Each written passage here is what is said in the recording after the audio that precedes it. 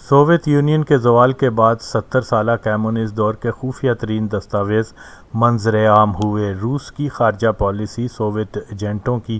فہرست، KGB کا طریقہ کار، مشرقی یورپ کی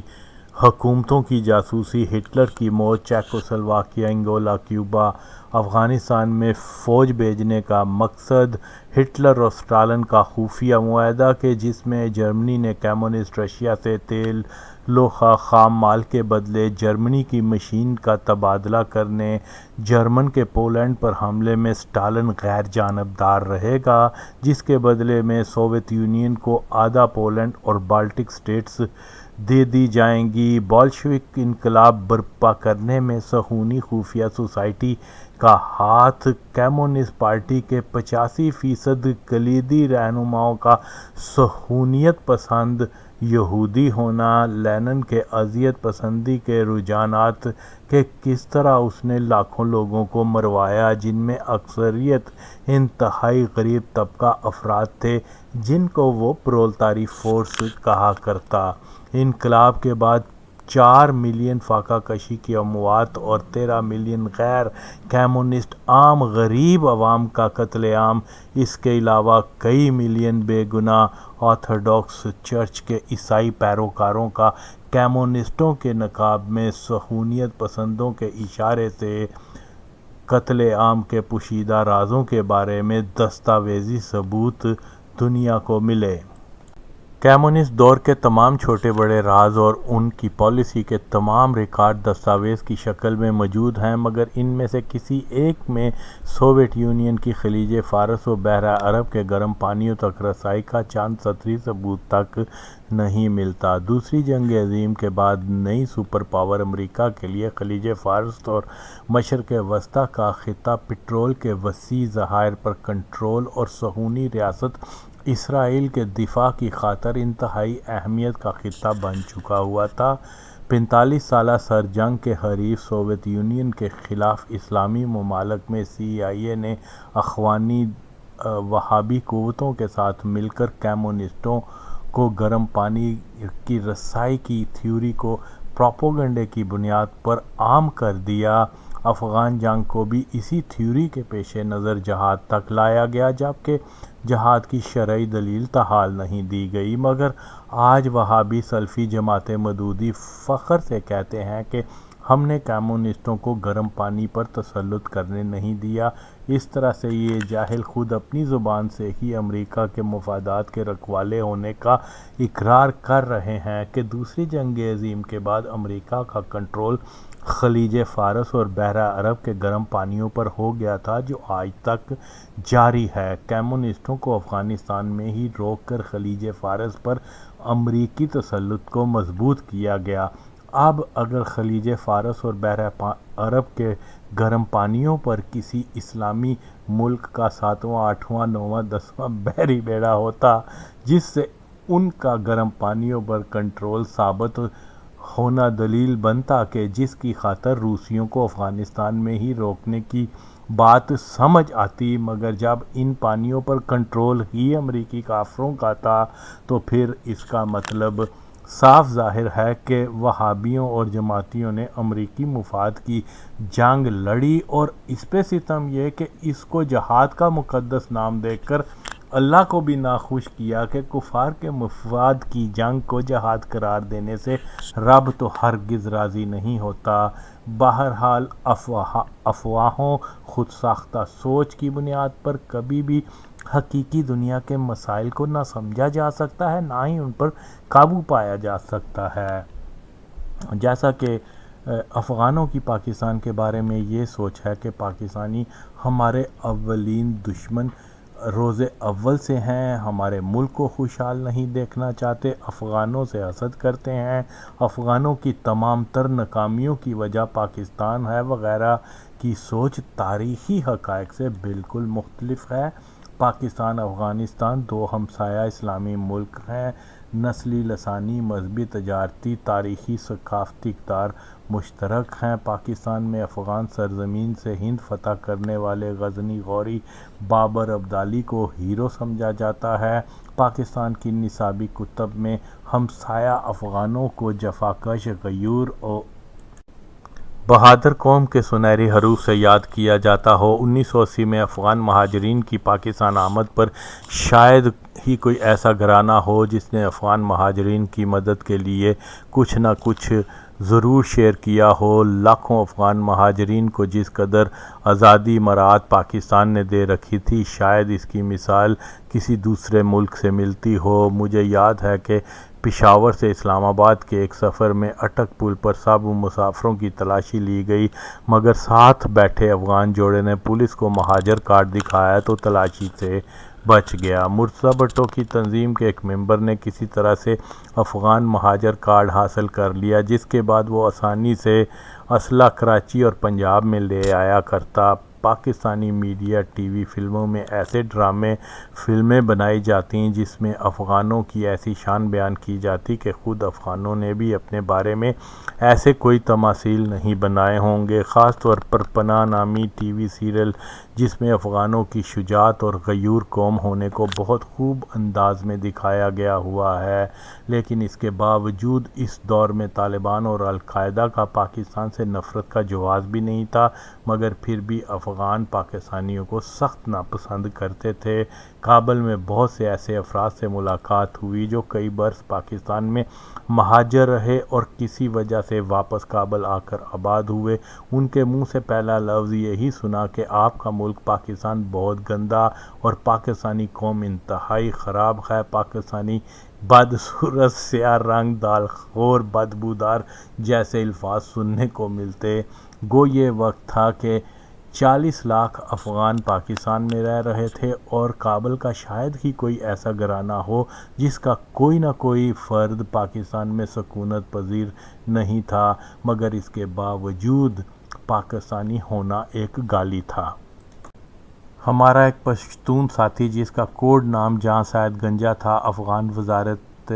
قوم و قبائل سے منسلک تھا۔ اکثر قوم و قبائل کے وزیر سلیمان لائق کی پاکستان دشمنی پر درس کی روداد مجھے سنایا کرتا کہ ایک دن میں نے اس کو کہا کہ اگر آپ وزیر صاحب سے سوال کرنے کی جرأت کر سکتے ہو تو اس سے پوچھنا کہ پاکستانی تو غزنی،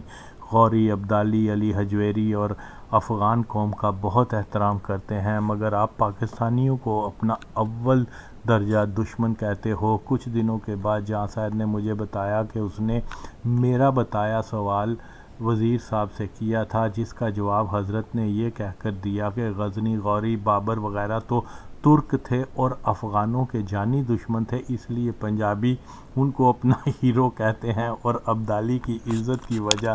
یہ ہے کہ وہ ملتانی تھا۔ باقی رہا علی حجویری جیسے مولوی بھی افغان نہیں تھے بلکہ وہ عرب نسل تھے، اس لیے پنجابی ان کا احترام کرتے ہیں۔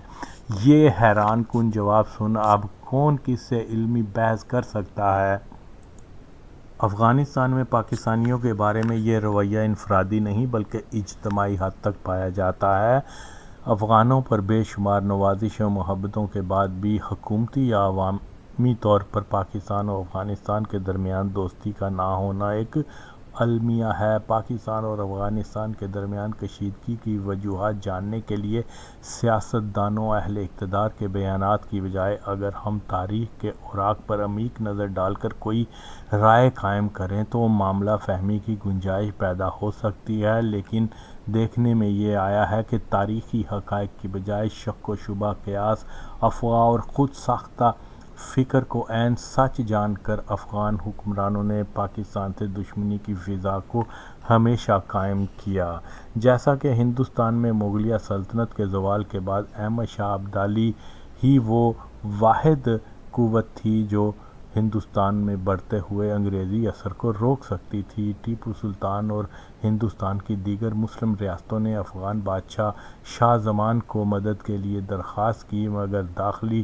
شورشوں اور سیاسی بصیرت کی کمی کی وجہ سے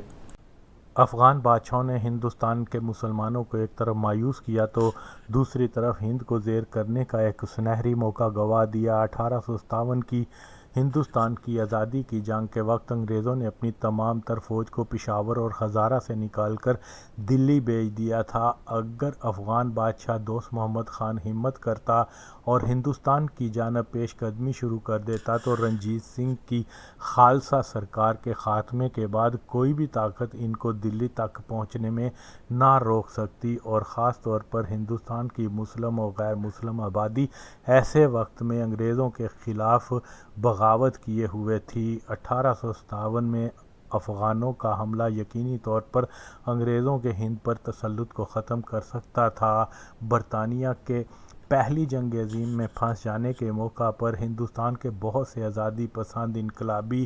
ہندو و مسلمان رہنماؤں نے افغان بادشاہ حبیب اللہ خان اور اس کے بیٹے امان اللہ خان سے انگریزوں کے خلاف جنگ شروع کرنے کے اعلان کا اصرار کیا اور افغانوں کو یقین دلایا کہ لاکھوں مسلمان ہند رضاکار اس میں شریک ہوں گے اور ہند کی آزادی کے بعد امان اللہ خان کو وہاں کا بادشاہ بنا دیا جائے گا، مگر افغانوں نے نہ صرف ٹال مٹول سے کام لیا بلکہ کابل کے شاہی درباریوں نے انگریزوں کو ہند کے آزادی پسندوں کے منصوبے سے آگاہ کر دیا۔ ہندوستان کے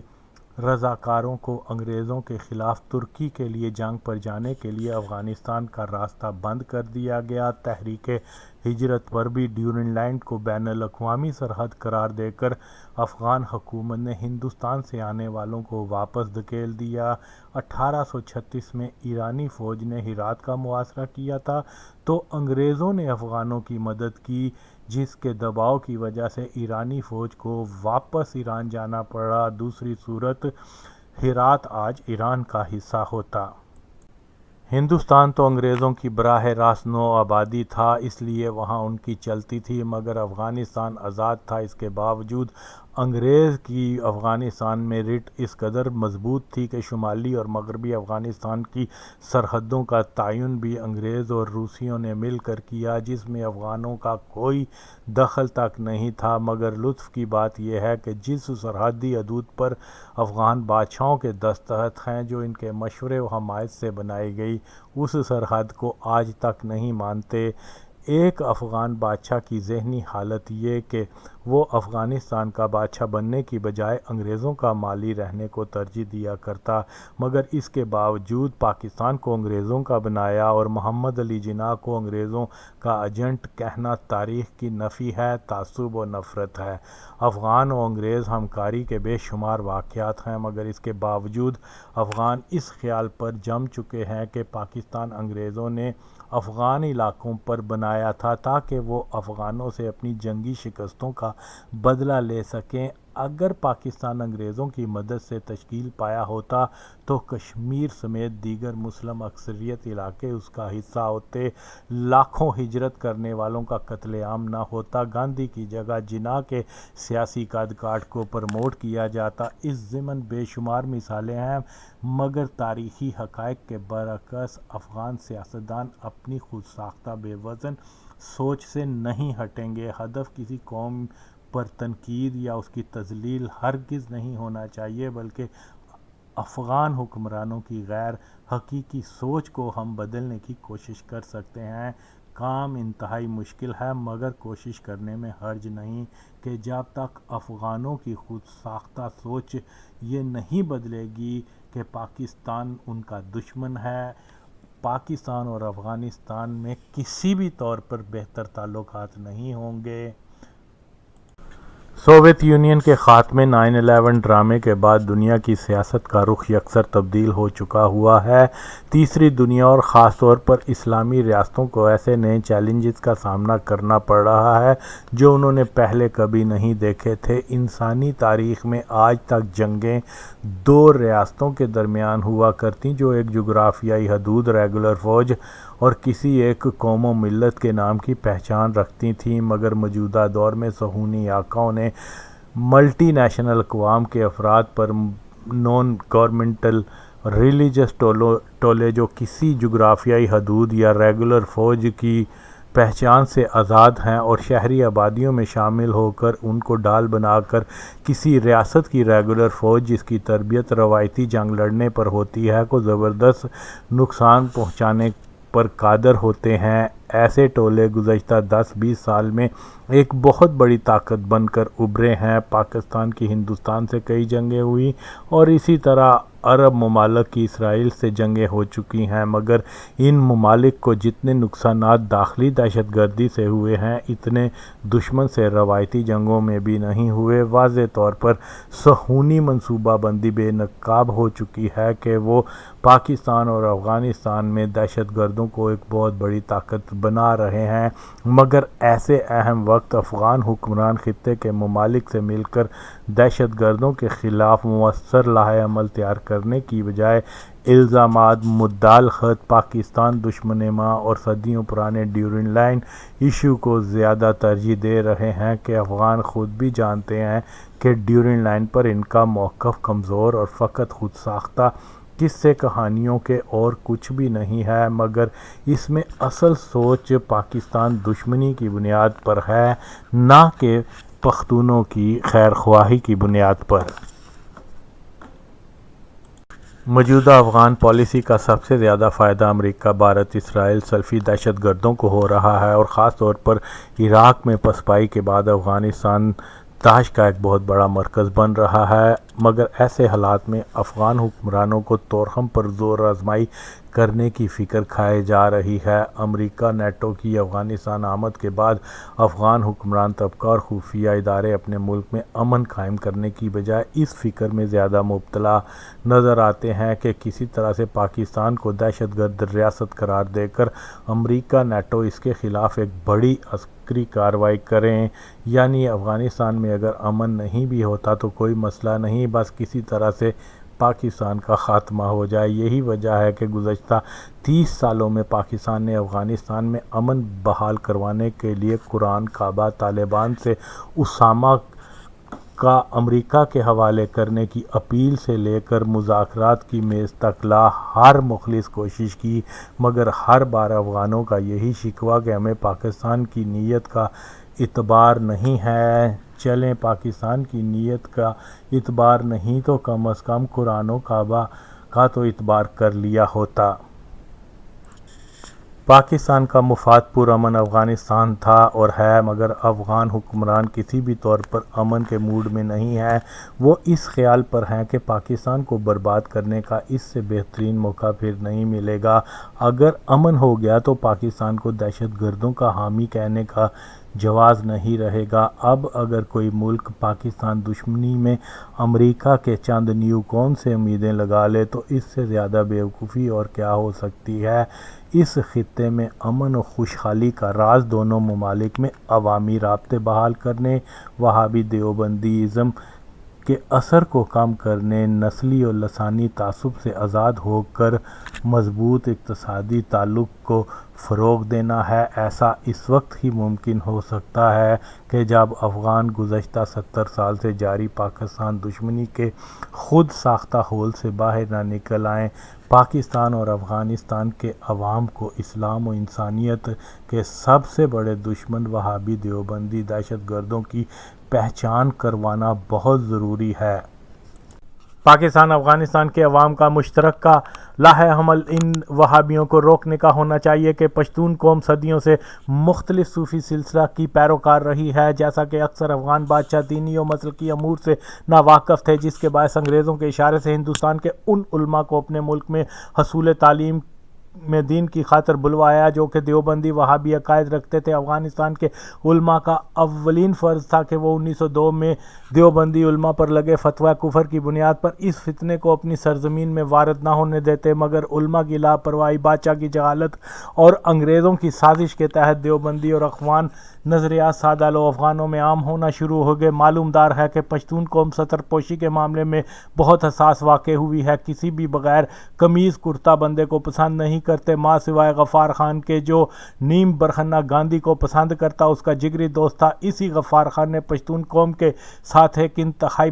بدترین خیانت یہ کی کہ خیبر پختونخوا میں دیوبندی مولویوں کو آباد کیا، ان کی مساجد بنوائی، دیوبندی تعلیم کو عام کیا، جس کے باعث پشتون قوم میں وہابیت کی وبا پھیلی، جبکہ ہندوستان میں دیوبندیت اور وہابیت کے راز میں سب سے زیادہ متحرک ایک بہادر غیرت مند درانی پٹھان جناب احمد رضا خان سچا عاشق رسول اور اس کے پیروکار اتر پردیش کے روہیلا پٹھان پیش رہے اور وہابیت کے سلاف کو ہند میں کامیابی سے روکا، جو کہ ایک زندہ مثال ہے کہ تاریخی طور پر پشتون قوم ہمیشہ سے اہل سنت والجماعت کے ان عقائد کے ماننے والے تھے کہ جن کو آج